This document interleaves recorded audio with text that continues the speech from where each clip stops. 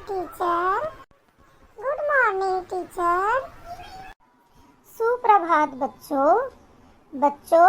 आज हिंदी दिवस है, इसलिए हम लोग गुड मॉर्निंग नहीं बल्कि सुप्रभात बोलेंगे। हाँ टीचर, आज 14 सितंबर है। आज के दिन हिंदी दिवस मनाते हैं। बच्चों, आज हम लोग अपनी कक्षा में हिंदी दिवस पर चर्चा करेंगे। बच्चों, हिंदी हिंदुस्तान की भाषा है। किसी भी देश की पहचान उसकी भाषा से होती है। हिंदी हिंदुस्तान को बांधती है। इसके प्रति अपना प्रेम और सम्मान प्रकट करना हमारा राष्ट्रीय कर्तव्य है। इसी कर्तव्य के हेतु हम 14 सितंबर के दिन हिंदी दिवस के रूप में मनाते हैं। कश्मीर से कन्याकुमारी तक, साक्षर से निरक्षर तक प्रत्येक व्यक्ति हिंदी भाषा को आसानी से बोल समझ लेता है। यही इस भाषा की पहचान भी है कि इसे बोलने और समझने में किसी को कोई परेशानी नहीं होती। हाँ टीचर, हम लोग भी हिंदी बहुत आसानी से समझ और बोल लेते हैं। बच्चों, आज ही के दिन अर्थात 14 सितंबर 1949 को काफ़ी विचार विमर्श के बाद हिंदी को राजभाषा के रूप में स्वीकृत किया गया था।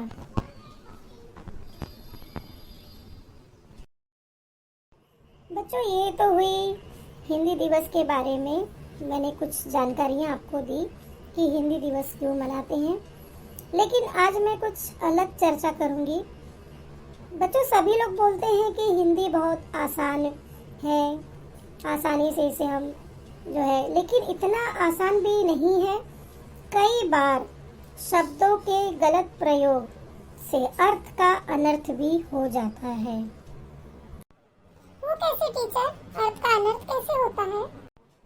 बच्चों, एक बार एक महिला वो विदेश से आई थी और उन्हें राजस्थान में एक विवाह समारोह में जाना था और वहाँ पर वो बहुत खास मेहमान के रूप में जाने वाली थी और वहाँ पर उन्हें जाकर वहाँ के दामाद का आवभगत करना था, लेकिन उन्हें हिंदी सही से नहीं आती थी।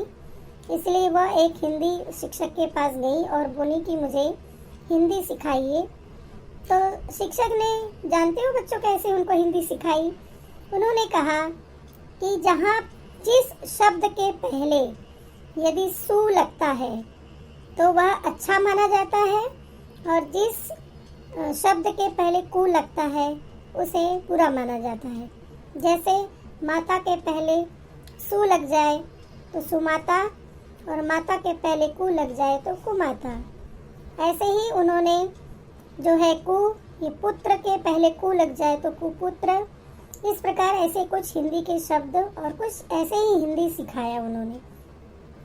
वो महिला उस विवाह समारोह में गई और देखिए, उनको हिंदी की सही जानकारी नहीं थी और शब्द का प्रयोग कहाँ कैसे करना था वो नहीं जानती थी।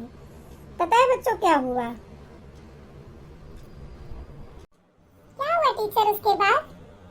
उसके बाद बच्चों, विवाह समारोह के समय जब दामाद आया तो वो आवभगत करने के लिए जैसे ही आगे बढ़ी वैसे उन्होंने हिंदी शब्द का प्रयोग किया। आइए आइए सुअर सा, आपका स्वागत है। इस पर दूल्हे के जो रिश्तेदार, उसके पिता सब भड़क गए। बोले, जानती हैं आप क्या कह रही हैं?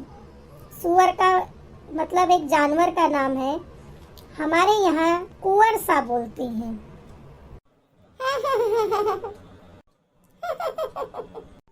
जब उन महिला को पता चला कि उन्होंने सु का गलत प्रयोग किया है, हमेशा सु शब्द के पहले सही नहीं होता है, कई बार सु का गलत प्रयोग भी हो जाता है, बुरा भी हो जाता है, तब उन्हें बहुत शर्मिंदगी महसूस हुई। ऐसे ही बच्चों, एक बार और किसी के यहाँ पर एक ऐसे पूजा का समारोह था और सभी लोग खा रहे थे और उस घर में एक जन थे वो थोड़ा हिंदी की सही जानकारी उनको नहीं थी।